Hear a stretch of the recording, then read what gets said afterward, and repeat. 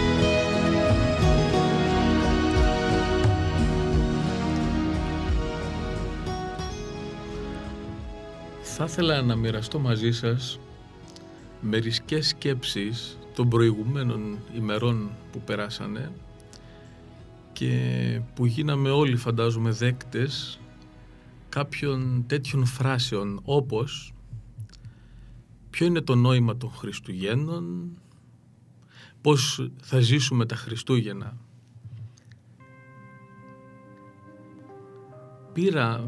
Άκουσα μάλλον μια έκφραση σε έναν δήμο της περιοχής, όπου κάποιος έλεγε ότι ο δήμαρχος έπιασε το νόημα των Χριστουγέννων. Και τι έκανε δηλαδή αφού έπιασε το νόημα των Χριστουγέννων? Στόλισε την πόλη με λαμπιόνια, έδωσε έναν άλλο τόνο μέσα στην πόλη, δημιούργησε καταστάσεις πιο φωτογωγημένων κτηρίων και έδωσε, θα λέγαμε, έναν τόνο γιορτινό.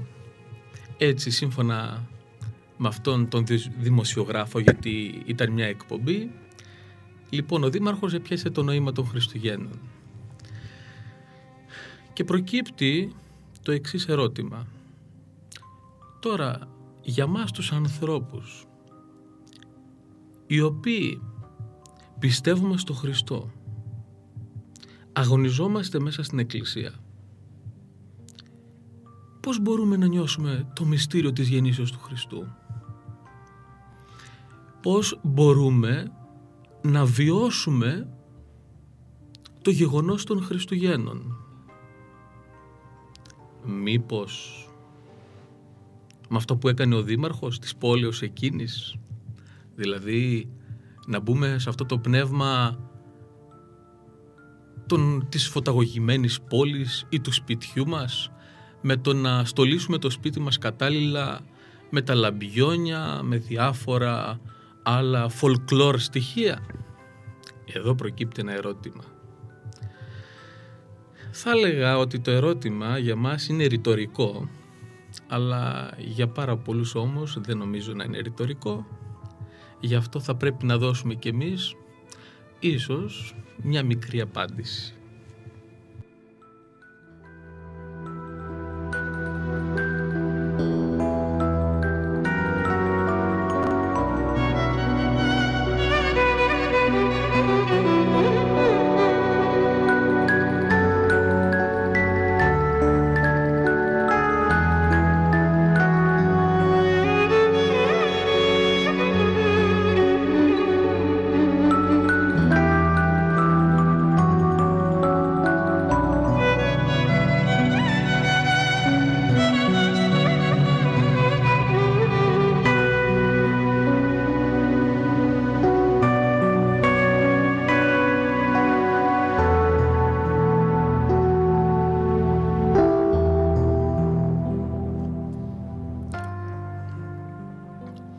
Η απάντηση λοιπόν στο πώς μπορούμε να βιώσουμε το μυστήριο αυτό της γεννήσεως του Χριστού, να ζήσουμε δηλαδή την εορτή των Χριστουγέννων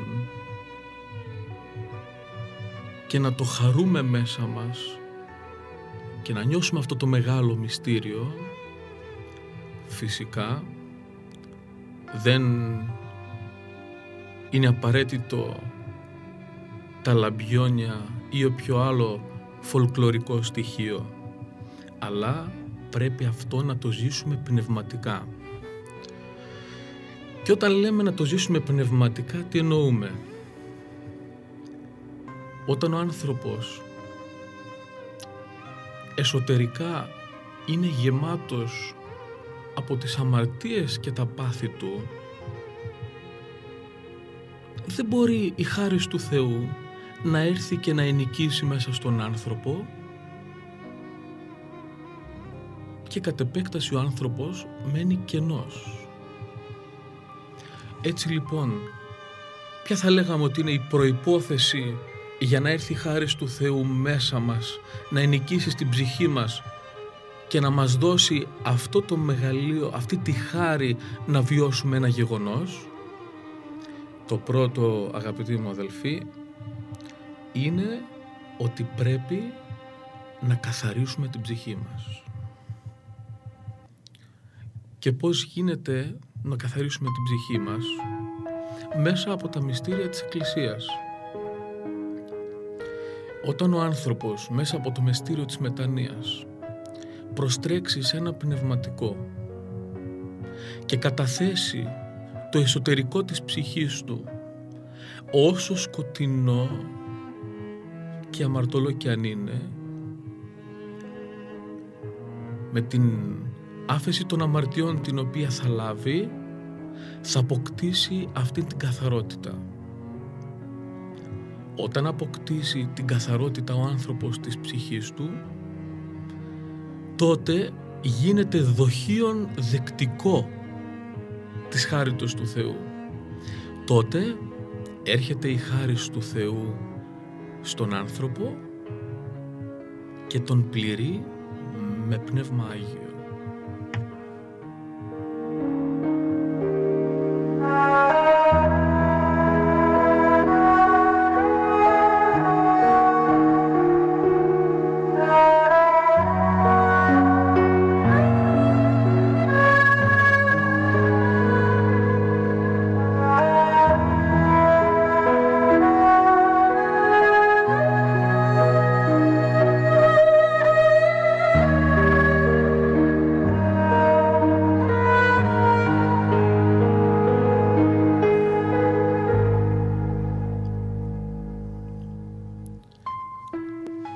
Όταν ο άνθρωπος λοιπόν έχει και καθαρμένη την ψυχή του, αφού έχει μεταβεί στο πνευματικό του, η χάρις του Θεού λοιπόν έρχεται και επαναπάβεται μέσα σε αυτή την ψυχή. Όταν αυτός ο άνθρωπος θα βρεθεί μέσα στο ναό κατά την ημέρα των Χριστουγέννων, μιας και αναφερόμαστε για το μεγάλο μυστήριο, μάλλον για τη μεγάλη εορτή της γεννήσεως του Χριστού, και πολλές φορές χωρίς να έχει γνώση επιστημονική για να καταλάβει τους ύμνους, έρχεται η χάρις του Θεού και τότε ανοίγει τα μάτια και τα αυτιά, θα λέγαμε, της ψυχής, και τότε αυτός ο άνθρωπος αντιλαμβάνεται μυστηριακό το τρόπο και βιώνει το γεγονός της γεννήσεως του Χριστού. Όταν θα ακούσει «Η Παρθένο σήμερον των υπερούσιων τίκτη», τότε θα το νιώσει βαθιά μέσα του, ότι η Παρθένο σήμερον των υπερούσιων τίκτη. Θα νιώσει τι σημαίνει ο υπερούσιος και ότι γεννάται από μία Παρθένο. Και και όλα αυτά τα οποία μας προσφέρουν οι ύμνοι της Εκκλησίας μας.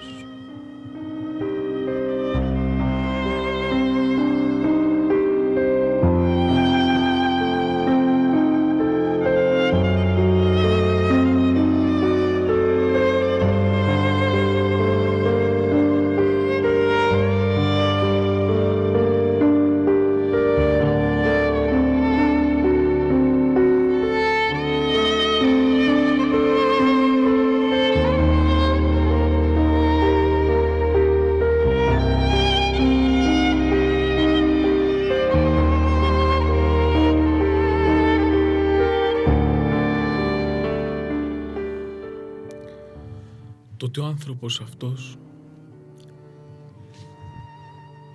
θα βιώσει το μυστήριο της ενσαρκώσεως του Θεού και Λόγου, του Κυρίου μας Ιησού Χριστού δια της Παρθένου. Τότε θα βιώσουμε πραγματικά και θα το νιώσουμε τι είναι ότι ο Λόγος του Θεού λαμβάνει σάρκα, λαμβάνει την ανθρώπινη φύση και την εξαγιάζει. Ότι ο Λόγος του Θεού γίνεται άνθρωπος για να σώσει τον άνθρωπο. Αυτό, όσο θεωρητικά και αν το πούμε, εάν δεν έχουμε και καθαρμένη ψυχή και νικούσα την Θεία Χάρη, δεν θα μπορέσουμε να το βιώσουμε και κατ' επέκταση να το μεταδώσουμε. Όταν λοιπόν ο άνθρωπος το βιώσει, ξέρετε, τα λαμπιόνια του Δημάρχου τότε θα είναι περιττά εντελώς, γιατί θα έχει νιώσει ένα μεγαλύτερο μυστήριο και δεν θα έχει ανάγκη οποιοδήποτε φολκλωρικό μέσο να το γεμίσει το κενό της ψυχής. Το κενό της ψυχής που δεν μπορεί να αντιληφθεί το μυστήριο της γεννήσεως του Χριστού, αφού θα έχει τον ίδιο τον Χριστό. Και όταν έχεις τον ίδιο τον Χριστό, δεν έχεις ανάγκη από οτιδήποτε άλλο. Βέβαια, δεν λέμε ότι δεν είναι όμορφα και γιορτινά τα λαμπιόνια ή οποιοδήποτε άλλο φολοκλωρικό στοιχείο. Ναι, μεν χρειάζεται, αλλά δεν είναι το παν. Δεν είναι το νόημα. Είναι το δεύτερο. Είναι η ομορφιά της κτήσεως. Όμως η ψυχή μας χρειάζεται τον κτίστη.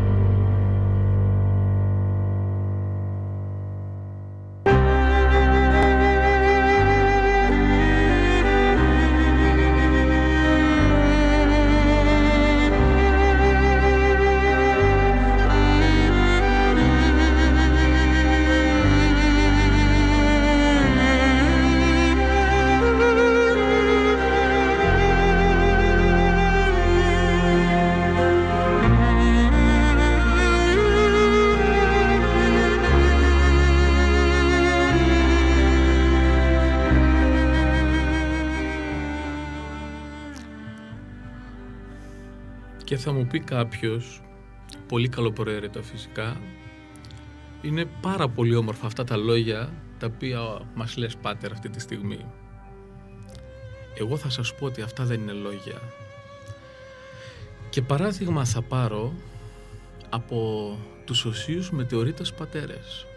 Εδώ τους πατέρες μας που ζούμε εμείς επάνω στα βράχια και είμαστε διάδοχοί τους. Θα πάρω παράδειγμα αυτούς τους πατέρες οι οποίοι ζήσανε μέσα πριν πολλά χρόνια εδώ στους βράχους και ζήσανε το μυστήριο της γεννήσεως του Χριστού σε έναν εντελώς απαράκλητο τόπο. Σε έναν τόπο βραχώδη και έρημο.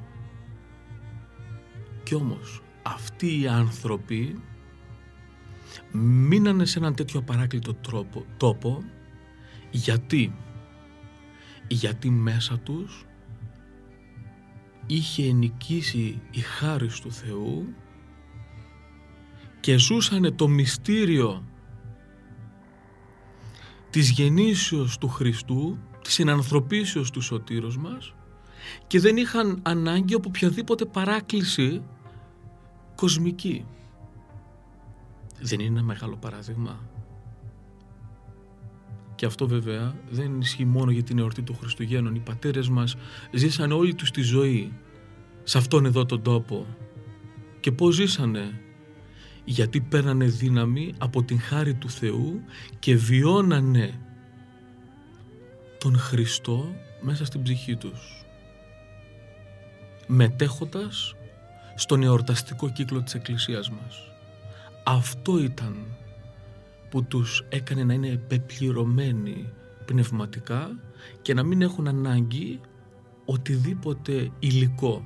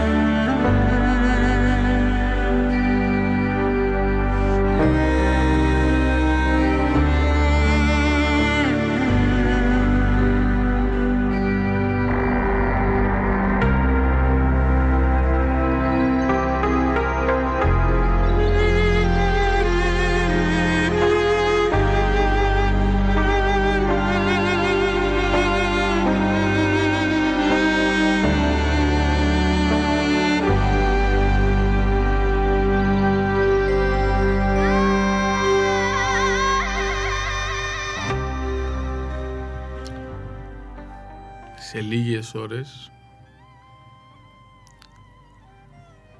θα πάμε στους ναούς για να εορτάσουμε το γεγονός της γεννήσεως του Χριστού, όπως αναφέραμε και πριν, και να συμμετάσχουμε στη Θεία Λειτουργία. Βασική προϋπόθεση για να βιώσουμε αυτό το γεγονός είναι η πνευματική μας κάθαρση, ώστε να έρθει ο φωτισμός του Αγίου Πνεύματος και μέσα από τον προσωπικό μας αγώνα, τον οποίο κάναμε σε αυτό το διάστημα, να φτάσουμε και στην ευλογημένη εκείνη στιγμή όπου θα κοινωνήσουμε τον αχαράν των μυστηρίων και θα έχουμε πλέον τον γεννημένο Χριστό μέσα στην καρδιά μας, μέσα στο σώμα μας και μέσα στην ψυχή μας.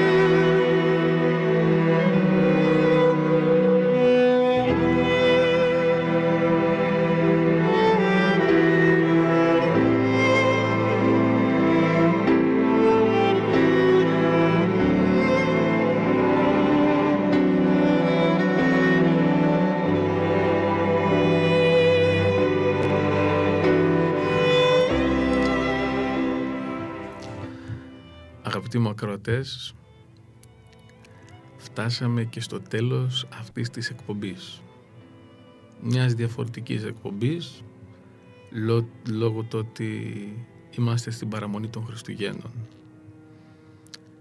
Εύχομαι ο Πανάγαθος Θεός, που σε λίγο θα γιορτάσουμε τη γέννησή Του, να γεννηθεί μέσα στις ψυχές όλων μας, έτσι ώστε σε αυτήν την δύσκολη εποχή και για την πατρίδα μας, αλλά και για μας προσωπικά, που αντιμετωπίζουν πάρα πολλοί συνανθρωποί μας πάρα πολλά προβλήματα, να αναγεννηθεί ο Χριστός μέσα στην ψυχή μας, να μας δώσει νόημα ζωής,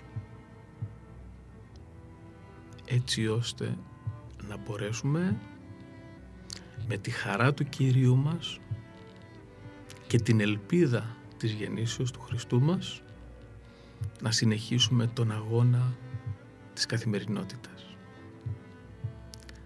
Εύχομαι καλά Χριστούγεννα